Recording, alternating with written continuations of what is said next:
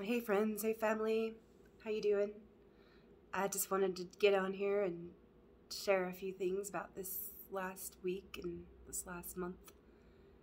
There's been a lot of breakthroughs and a lot of insights and a lot of ahas and yeah, some huge breakthroughs, some huge challenges to come through, and just kind of blown away, and I'm showing up in my wildish and wandering state, willing to follow what comes. And that's what I've realized, like the last couple days, has been going through another bout of sickness, of bronchitis, coughing my head off and not being able to sleep at night again, and having struggles with breathing. And breathing has been like such a huge theme this year for me. Wow, it's just crazy. Just the breathing, and just remembering to breathe.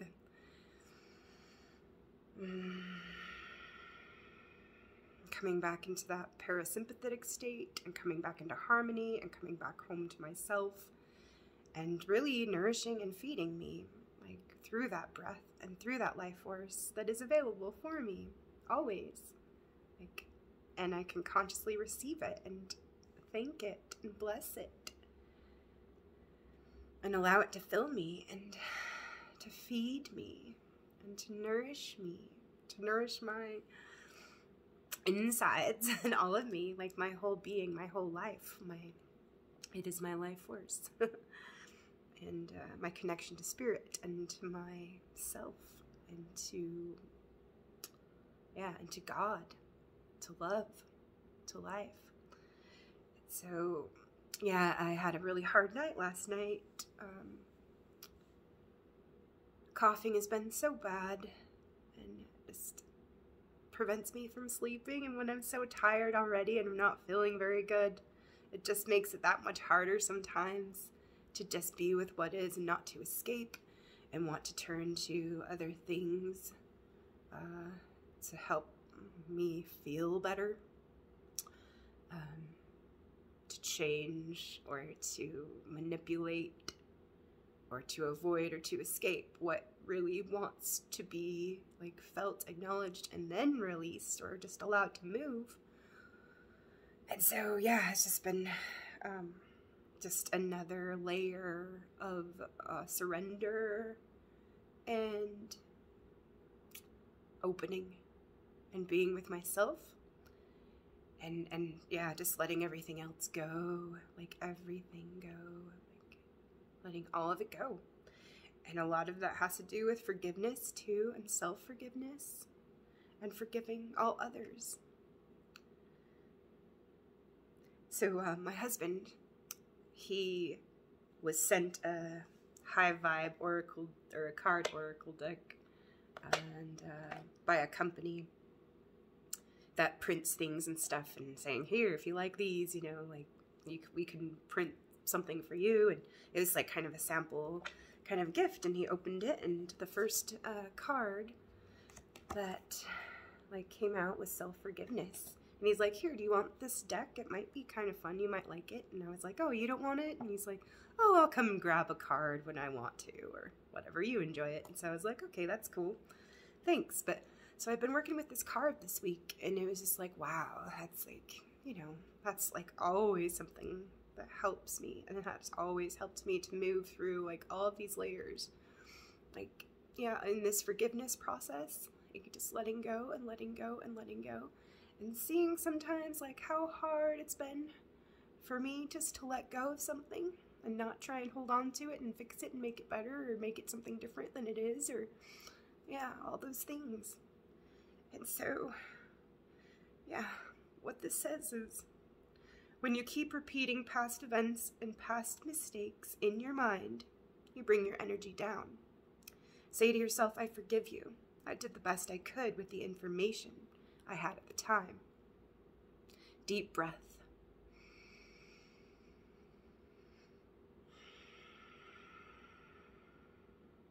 And so a couple days ago, I guess, yeah, it was Friday. I had been up all night on Thursday night, coughing until like 5 in the morning.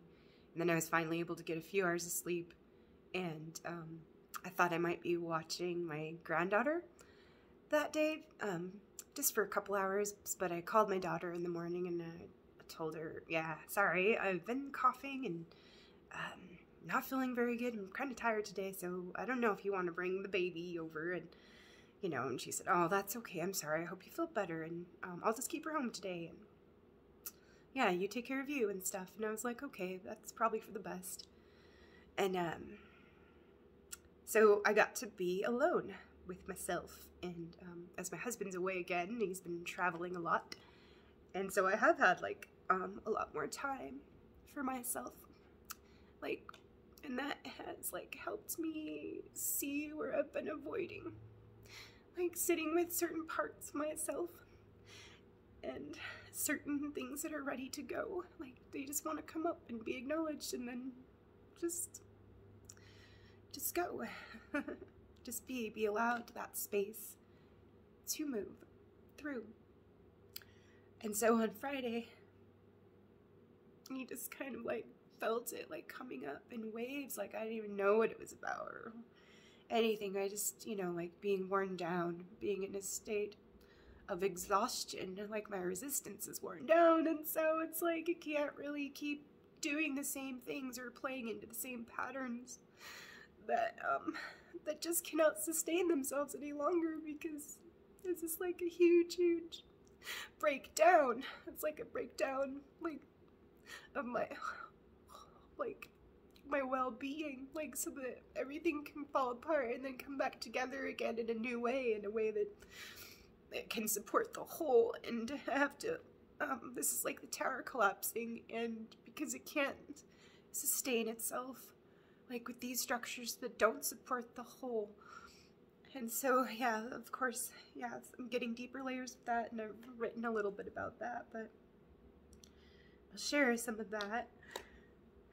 But I just got to sit on the couch and just sit with myself and just cry it out. And I didn't have to attach a story to it. I could just feel my feelings and not get attached to any of the descriptions about what was, you know, what I was feeling through. And I just, oh, it was a lot of guilt. It was a lot of guilt. A lot of guilt. And so, like, just crying and crying and crying. It was like water falling, streaming down my face. And I just kept saying, I'm sorry, I'm sorry, I'm sorry, I'm sorry, I'm sorry, I'm sorry, I'm sorry, I'm sorry. Please forgive me, please forgive me, please forgive me. I forgive me, I forgive me, I forgive me, I forgive you, I forgive you, I forgive you, I forgive all. And a lot of it was just like, oh, I'm so sorry, self. I'm so sorry I abandoned you. I'm so sorry that I kept hurting you and not listening and avoiding you and rejecting you. I'm so sorry. I'm so sorry. I'm so sorry.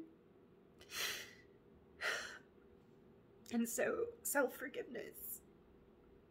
Yeah, when you keep repeating past events and past mistakes in your mind, you bring your energy down. Yeah, and it's been a little bit hard for me, like sometimes, like I'm always focusing on good stuff and what I get to do and what I get to choose now, but sometimes there's a part of me that like really needs to, for some reason, like go back and dig in and bring up past like wounds and things, just to look at it and like, I don't know, like why I have to keep mulling it over sometimes, or like there's just because some part of me doesn't feel resolved about it, or feels like so attached to the hurt around it, or yeah, not allowing like myself to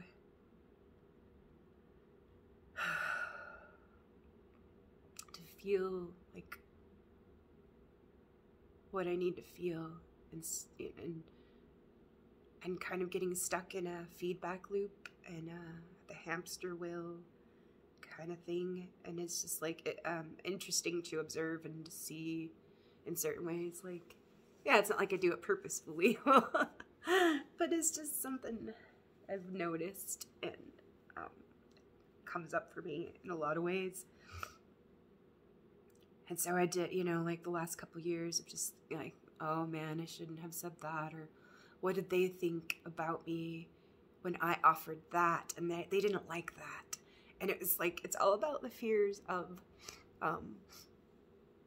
yeah, not being accepted, not being approved of, not being pleasing, not being right, not being seen as right, because that is my safety and survival strategies of doing it right. And I'm always like terrified of doing everything wrong and being wrong, and being seen as wrong and not good enough and unworthy, you know, unworthy of love, unworthy of belonging, unworthy of care and inclusion and all those things.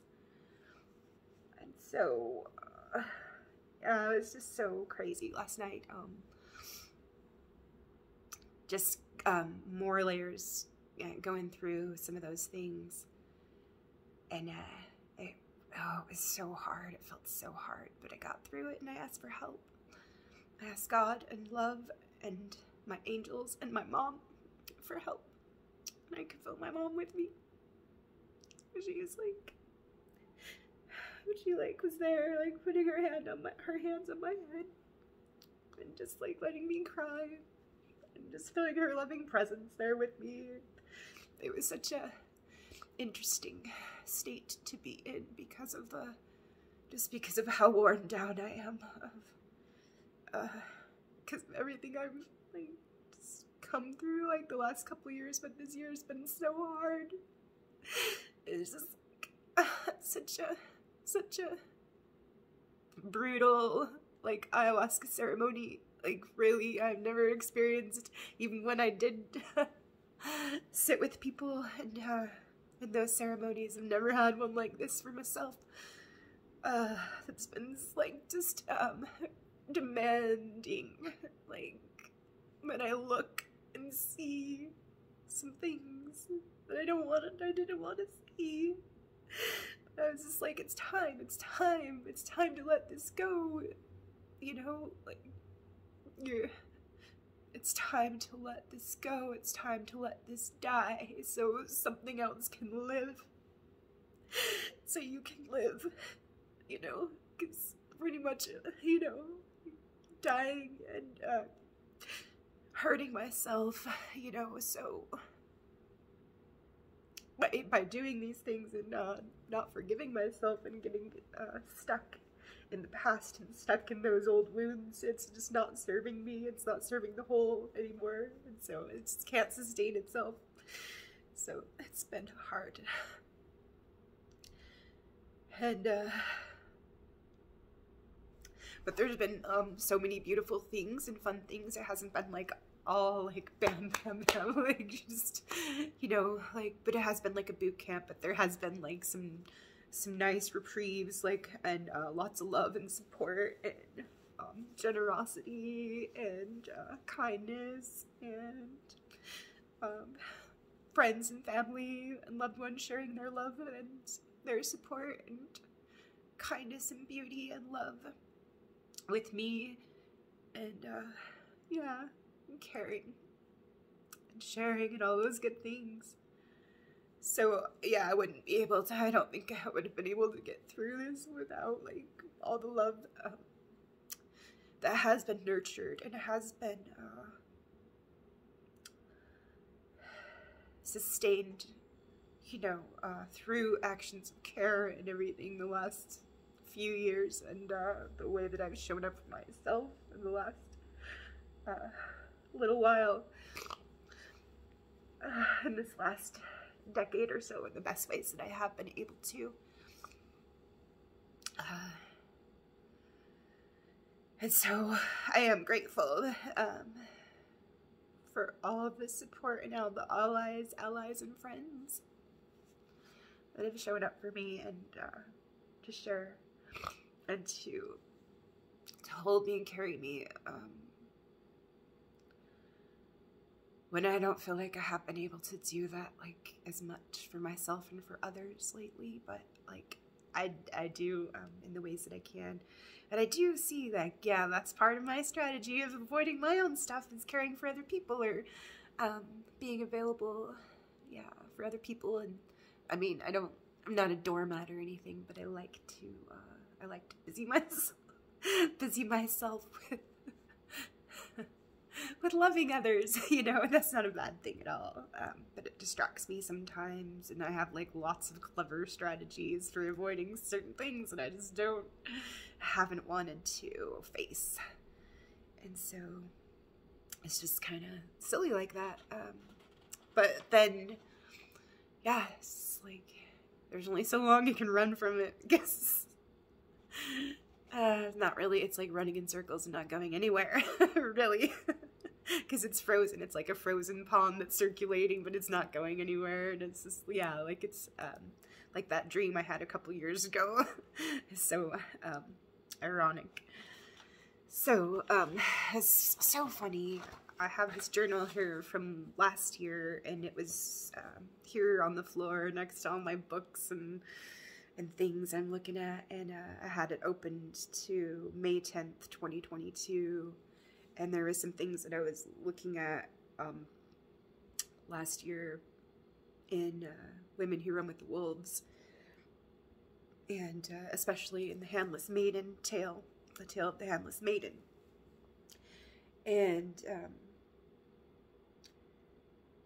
yeah, that story, oh my gosh, it's been huge.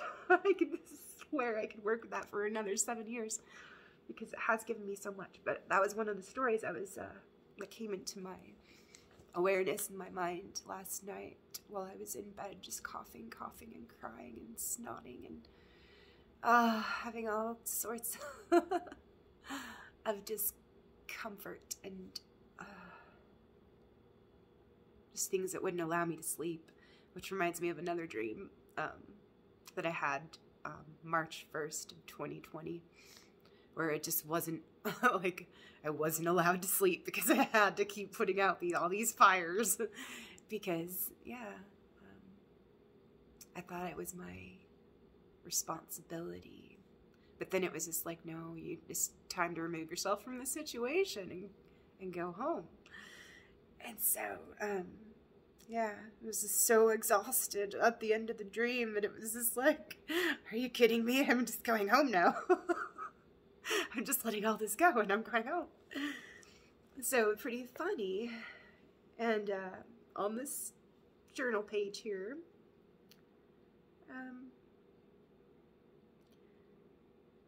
there's a question that's being asked, and the asking of questions creates a luminous net that is woven as women talk among themselves, and they drop this net into their collective mind and raise it, filled with the glimmering, the streaming, the inert, the strangled, and the breathing forms of the inner lives of women for all to see and work with.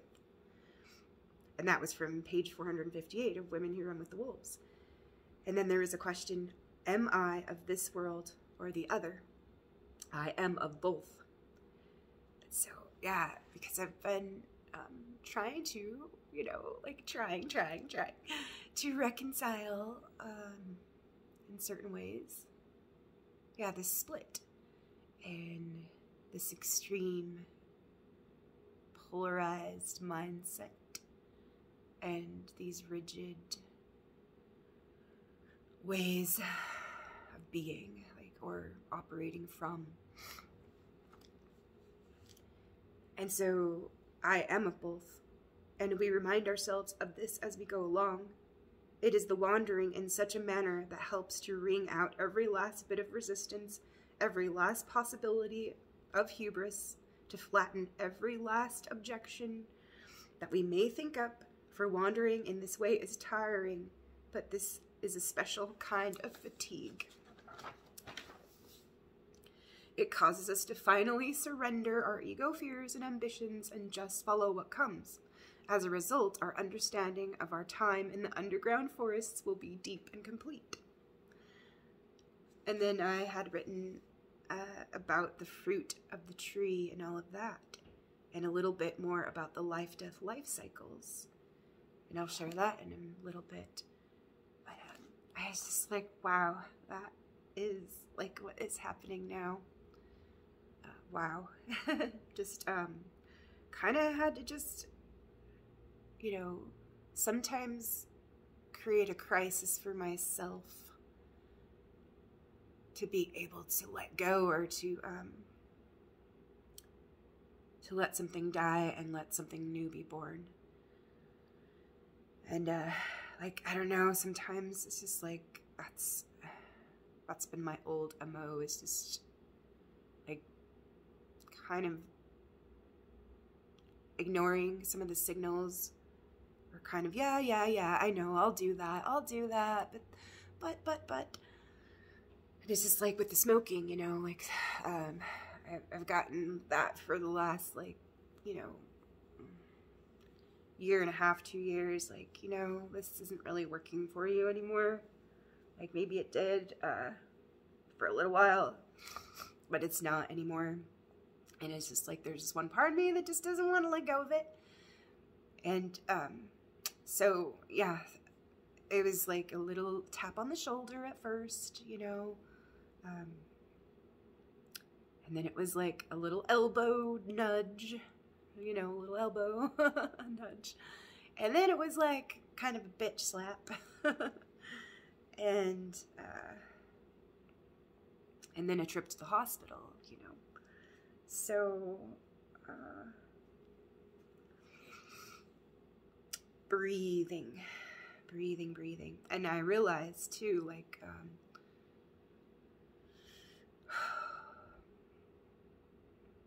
yeah, smoking for me, yeah, it is, it was something that I actually agreed to do when I first started, when I was 15, because I had all this energy and I had all of this power. And I did have, you know, like all of these desires and longings. And I was told they were bad and they weren't right, and like, or they made other people uncomfortable. And it was just like, man, I don't know what to do with this. So I guess, like, I just need to suppress it or something, or I need to, yeah, shove it down or something. And I feel like, yeah, that was one way that I chose to do it, was through smoking. Because I even remember, like, when I was 15, like, I don't really like this, but I guess I'm gonna do it. Yeah. And I was so angry too that it was just like, yeah, one of those choices that, yeah, just kind of like self-destructive in a way, like, and like a rebel kind of a thing. Well, fine, I can't be what I need to be, or who I am, and I can't be who you need me to be, so I guess I'll be something else. So it was a replacement and a substitution and something false. It was a falsity. It was something I chose to tie myself to. Yeah, it was a lie, and a way that I could subvert and misdirect or put my own energy into, because I didn't know what else to do with it. And also, like, I wasn't allowed to rest, because it's just like, if you're not like doing something productive, then you're being idle, and that's not good. And so it's just like, oh, and so, yeah, one of those ways, and one of the mechanisms, I just like, oh, well, then I can go take a break if I need to go have a smoke, and I can go, like, take time away from, like, the group, from work, from whatever I'm doing, and go have a few moments to myself, because I really needed that. But I didn't think I could get that unless I had this thing attached to to that need that said, okay, now you can, you know, you can't really, it's just like a switch. It was like kind of a trick. So it kind of seemed like it was a reward for, okay, like, go finish these things, or get through this many hours, and then go have your alone time, or go decompress, or go have your own pleasure, you know, or you know, all that. And so it's just kind of like, wow, how it got all turned around, like, in such a mess, you know. I can see it now, but yeah. And I know it'll come with more clarity too. I'm a little tired, sleep deprived, because I was up all night last night until like, oh, it's just ridiculous again. I slept for on and off, but didn't really fall asleep till after 7 this morning, and yeah, it wasn't very very good sleep, but I was doing my best with what I have and with what I've been given and what I can receive right now for myself. And so just kind of wanted to share some of these things.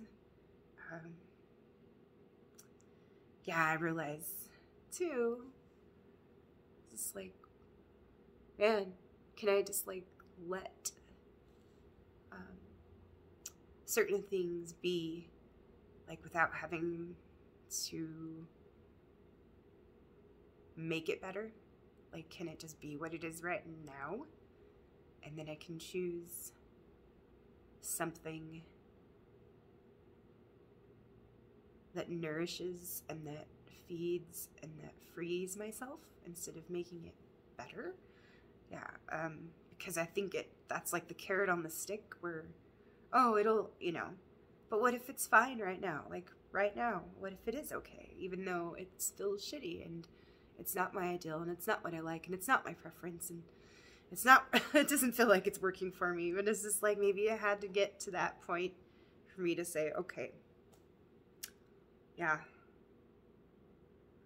it's been a thing that has worked for me, and it has been like a safety kind of a thing to protect certain parts of me. But now it is not doing the same. It's not it's not working.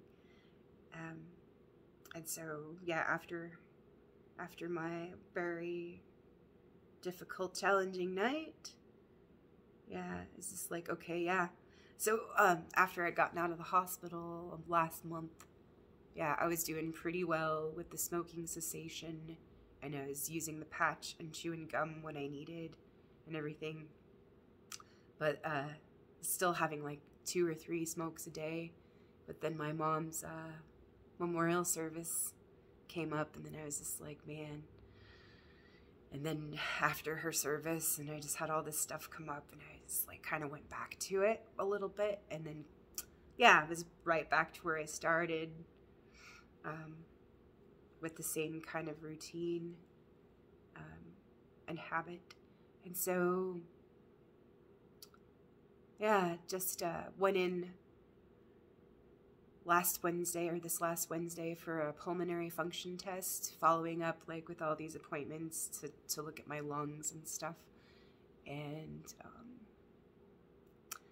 yeah, did the breathing test, and that was like really interesting. It wasn't stressful and it wasn't invasive or anything, but I did think it was interesting that it was mouth breathing. Like they put this little tube in my mouth, like, and there's like this little piece where I kind of had to bite down on it, and they clamped off my nose and like had to do like kind of these weird series of breaths and stuff, and like blow out as hard as I could, and then breathe in and hold it, and then blow out as hard as I could, and all of that kind of stuff. And I was okay like doing that, and it was fine, and I haven't felt like short of breath or anything. But after that, like my bronchioles felt like irritated, and that night I was like kind of wheezing a little bit, and just like little tiny coughs and stuff. But then the next night on Thursday night was just like, it was like violent coughing fits again, like that I had experienced before I had my lung collapse. And so I was just like, oh my God, okay. So I'm ready to let this go now. I know it's hard, like, but it doesn't have to be hard. And I don't have to make it hard for myself either. I was just writing in my journal last night because I couldn't sleep, and this morning, And it's just like, man, does it have to get this bad before it gets better? And can I just let go of it getting better? And some of these things. But because like all the days and all the hours seem like a blur to me now, like just with that state of sleep deprivation and chronic fatigue. Just gonna read a little bit of what I wrote and see what comes up to share. But yeah. So fall into my arms. I embrace the extremes of my life and I radiate from the center of my still point. Concordia, peace, and harmony. Oh wow, so okay, I've had some good realizations, insights from witnessing, observing, listening, allowing, opening, surrendering, letting go, expressing, trusting, and receiving, allowing love to flow, allowing all the stuck parts, the creative energy that wasn't allowed to be, to letting them be and letting them go, and letting it move or letting it be removed. And that was one of the things that I asked for before that. There was just something that came to me. I'll read it in a little bit. But yeah, that was huge and powerful. Like, wow. Just whatever is not mine to carry, all this weight on my shoulders and all on my chest. Yeah, I ask this to be lifted and removed, all that's not mine, and all that is ready to move. Let it be moved. Let it be removed. Let it move through. Let it move through me. Yeah. In service to the whole and my soul. So, interesting. Well, maybe none of us really know what the fuck we're really doing at all, LOL, in our innocence, ignorance, and arrogance. But letting go of the fight, the struggle, the certainty, and the false control, the false self of the image, the lower ego, old patterns, old worlds, old ways of operating and being in the world, being in and of the world, letting go of the old identities and letting it be dissolved, letting it change form.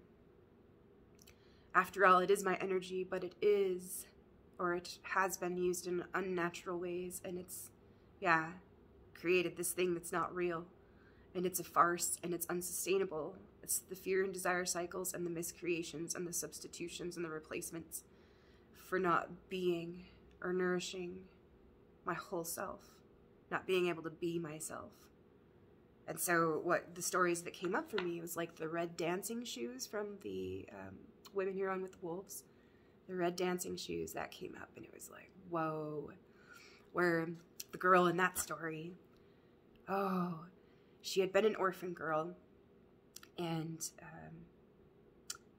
she had made these shoes for herself from all of these things that she had found and she had gathered and she had scavenged and she had found for herself. And she put so much love into these shoes that she made for herself. And she wove them together with her own needle and thread. And because she made them herself and she put her own love into them, they were really meaningful and beautiful to her.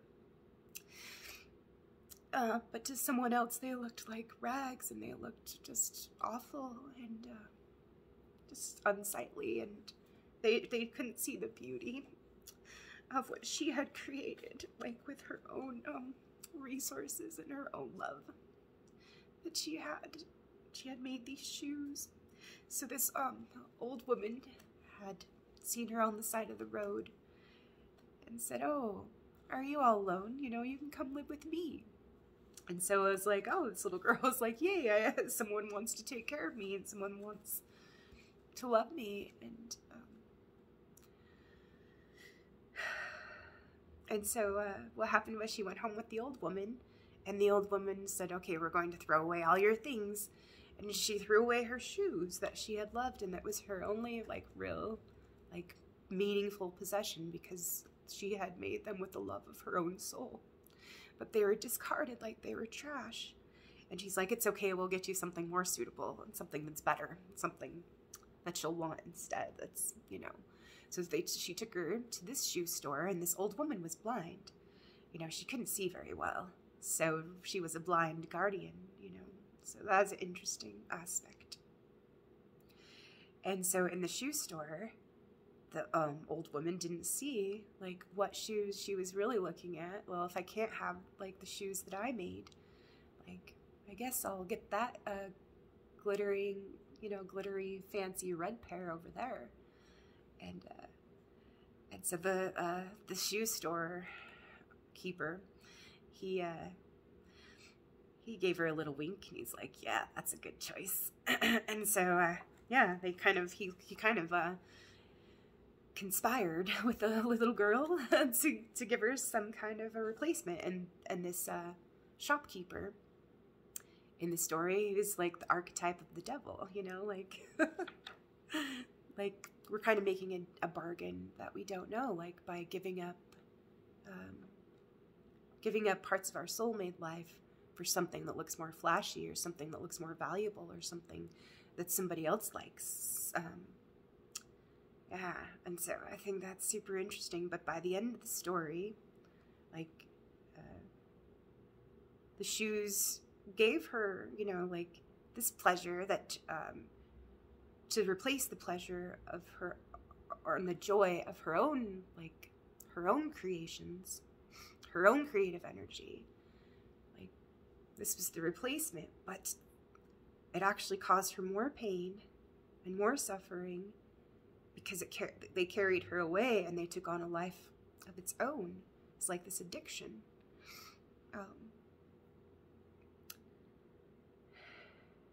And it was hurting her so much that at the end she was begging for her feet to be cut off so she could be released from these shoes, from this replacement, from this thing that she thought she had to choose instead. So it was just huge for me to look at that. Like, and then the Handless Maiden. Yeah, that one is huge. Now I'm gonna go back and reread it again, like this month in its entirety. Yeah, because I did like split it up into like little sections over like 7 months or so last year, in the last couple. I don't remember because it's like just all blur right now. But yeah, it's been huge for me. It comes up for me at the right times, and I just felt like, yeah, all I can do right now is just let go. I don't know what's gonna happen with anything, and anything in my life, and anything in the collective, and what's gonna happen for anyone. And it's just like, gotta let go of that control, and I feel like I've been in this wandering state where I just don't know, and it's okay not to know, so let go. And just like remembering the part in the story after the maiden has her hands chopped off because her parents, or her dad, actually had made a deal with the devil that he didn't know. It was the bargain without knowing. And so she was wandering in the forest, but a spirit in white was guiding her to what she would need next. And so the spirit in white led her to an orchard, to an enchanted or a magical orchard. And all of these pear trees, they were numbered. And so they were like coded. And the spirit led her over to a particular tree. And she just stood under the tree, and the tree let down its branch, and it offered its fruit to her, and it fed her. And so she was just led and then nourished. So like, yeah, it's just kind of, okay, I'm willing to do that. I'm willing to follow what comes and trust and have this faith. Not try and control any of this, and respond to it and receive what is being offered to me. And I realized that, like, yeah, with these pears, this pear tree and the fruit, that they were numbered and they were coded, that they were exactly like this one that was given to her and that fed her, that was fed to her. It was exactly what she needed. It was meant for her, and nobody else could have given that to her.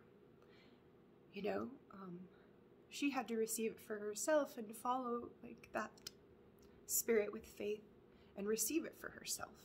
No one else could get it for her or give it to her, but she had to receive it for herself. And so I realized that, like, wow, it's kind of like sometimes these realizations or these breakthroughs that we can have. Yeah, no one else can give them to us. No one else can get them for us.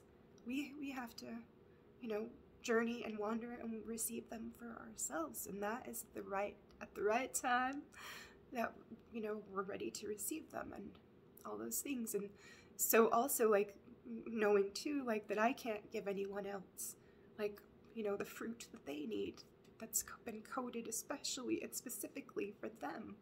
Like, they need to receive that for themselves. Like, all I can offer is my own love and my own stories and my own sharings. But I need to let them receive, what they need for themselves and in their own timing and, their own, like, journey.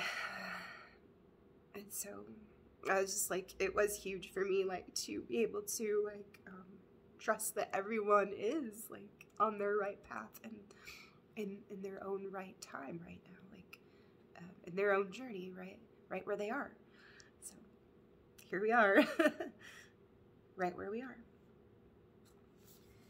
So then I thought about, like, the archetype of the orphan girl, and that's how I felt when I was 15 and started smoking. Like, I felt abandoned and unloved and unworthy and just not right, So also thought about Alice in Wonderland and the Wizard of Oz, wandering, following what comes, seeing the spirit in white, and the nourishment that I need for myself from the tree. It is especially numbered and coded for me. No one else can get or give it to me.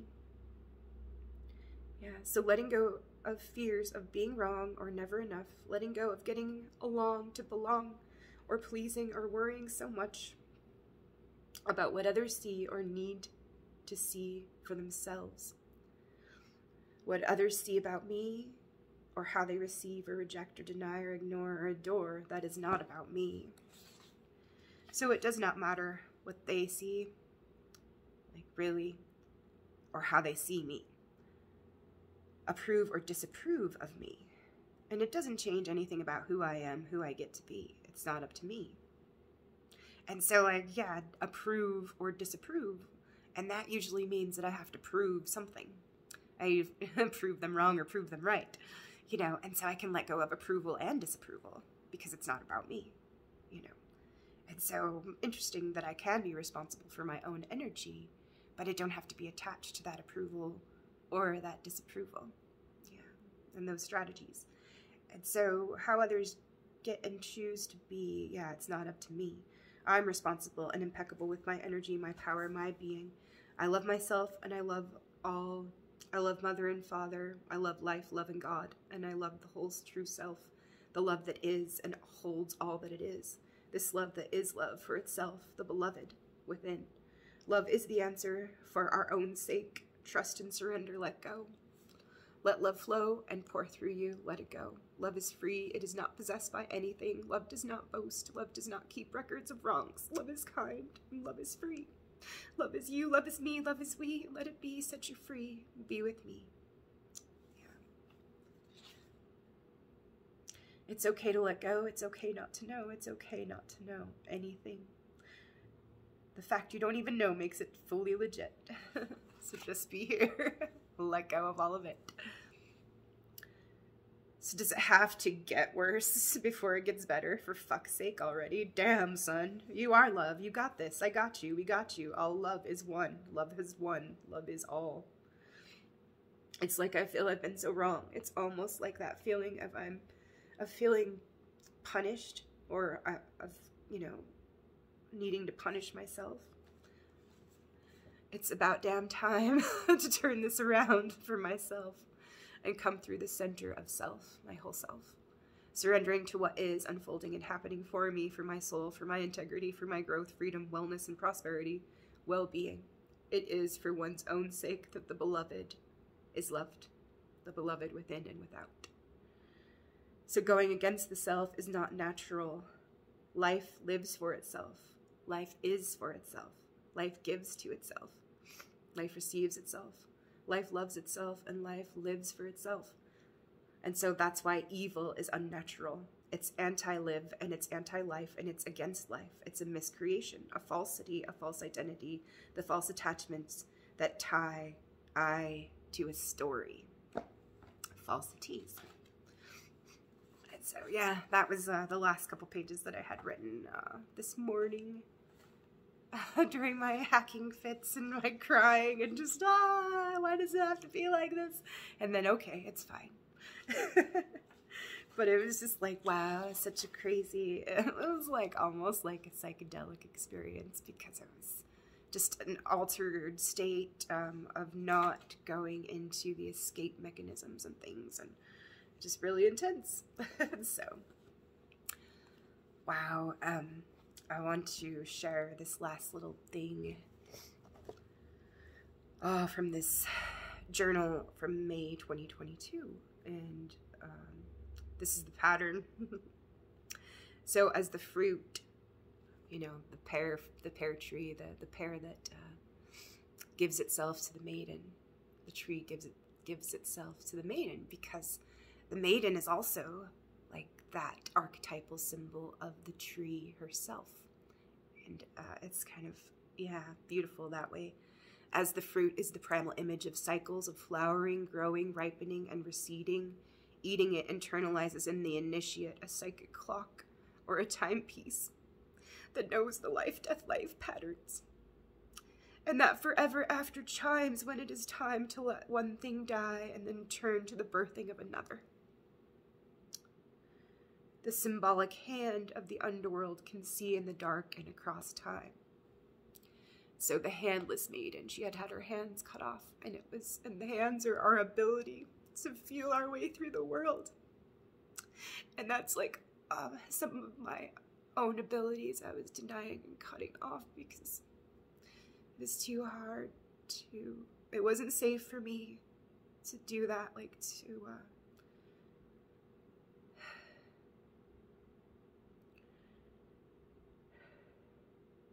to own that and to claim that and to embody that energy, because it made others around me very very uncomfortable and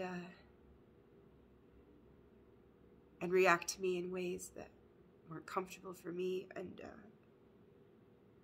I felt like I would get my needs met if I could protect myself and push that away, and so it's just like I've been wandering without hands for a long time, and yeah, because I wouldn't allow myself to feel all these things, and it's been a long journey of healing and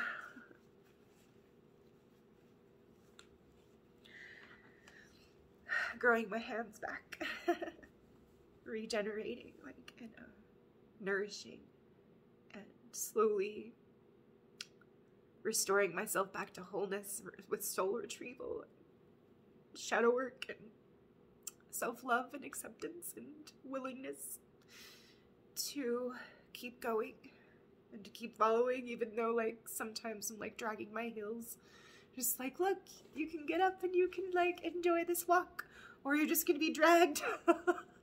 And it's just like, okay, it doesn't have to be this painful, like really so more self-initiating, and listening to those things when it is like that little soft tap on the shoulder, because later yeah, it's a lot more painful. Yeah, so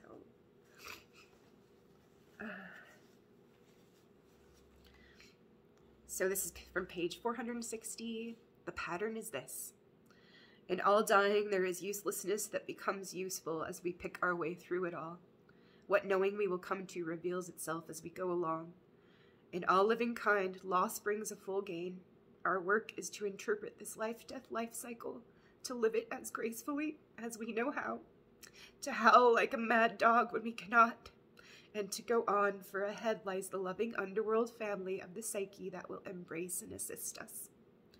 When the king takes one look at the maiden, immediately, without faint heart or doubt, he loves her as his own. He recognizes her as his own, not in spite of her handless, wildish, wandering state, but because of it. The theme of being so without, and yet so sustained, continues.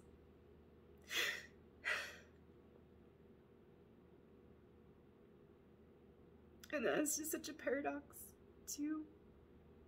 Like, I've always been held, I've always been cared, I've always been loved, I've always been cared for.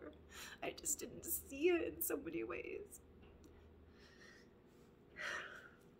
But I've been able to see that so much, especially these last few years, these last few months, like how much I really am and how much love is in my life. How beautiful it really all is. I'm just denying that to myself because just holding on to like these old judgments and attachments of who I thought I needed to be because I didn't feel like I could be me.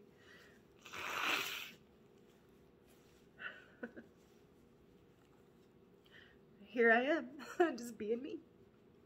So, thank you. Thank you, self.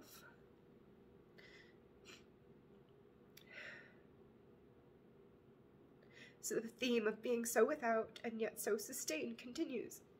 Even though we wander about in an unwashed, forlorn, semi-blinded, handless state, a great force from the self can love us and hold us to its heart.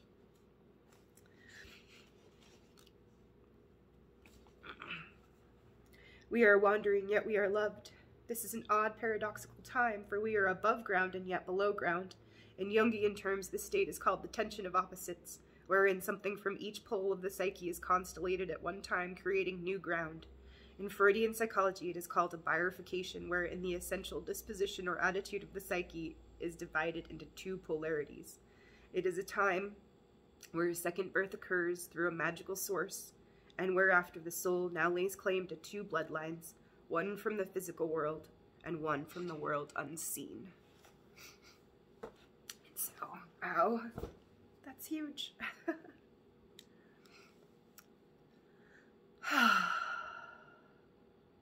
And so self-forgiveness, yeah, and letting go of the past. And there's been a lot of that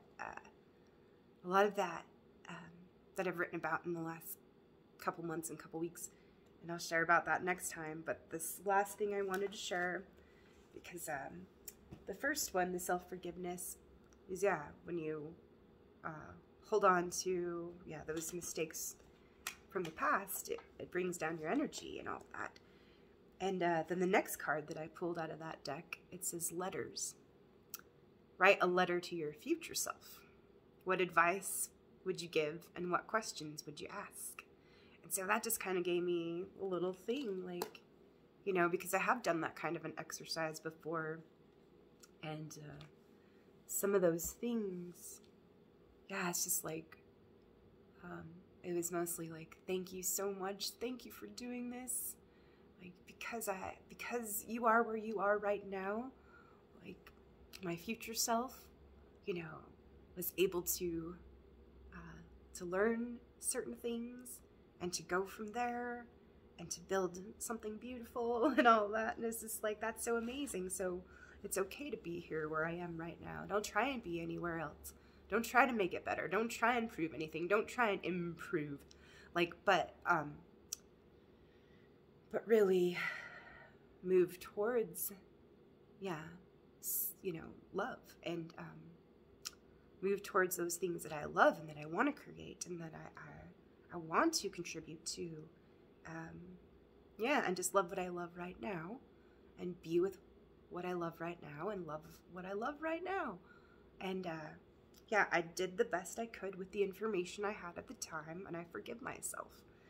And so those were some huge things.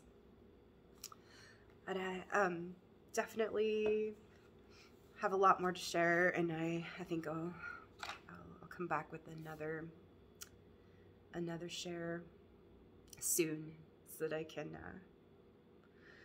yeah, express some gratitude for some other breakthroughs and some challenges and miracles that have come through. So I love y'all. Hope you're being love for yourselves and taking good care of you. Okay, talk to you later. See you for now.